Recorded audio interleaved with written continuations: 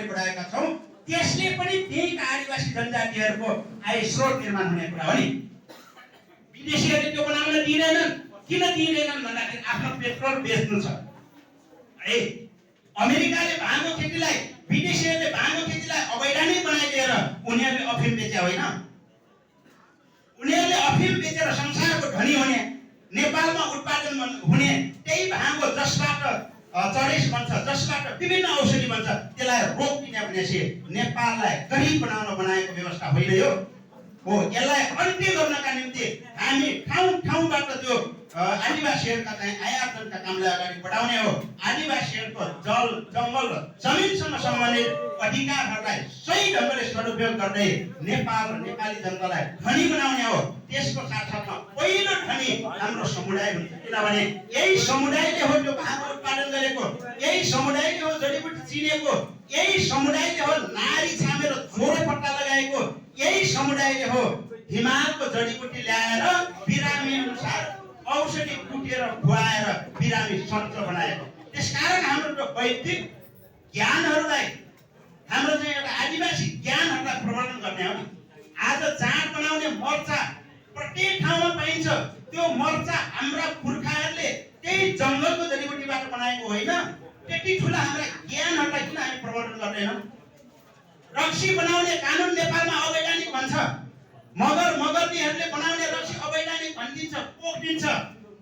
तर विदेशीले बनाएको रक्सी अरब अरब हालेर नेपाल भित्रिन्छ। खानेमुखलाई जुङ्गा त छेक्दैन नि, मैल नखाएर घर खानेर खाइहाल्छ। त्यसकारण त्यो विदेशी रक्सी ल्याएर नेपालको पैसा विदेश पठाउनु भन्दा नेपालको कोडोको रक्सीलाई ब्रान्डेड गरेर लेबलिङ गरेर बेचे के हुन्छ त?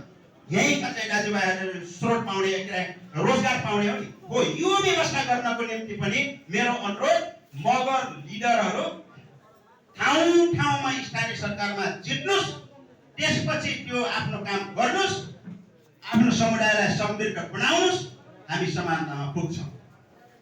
अस्ति भर्खर मैले डेढ गाउँमा एकजना बुढाबालाई भेटेर आएँ, नवलपुर जिल्लाको डेढ गाउँमा।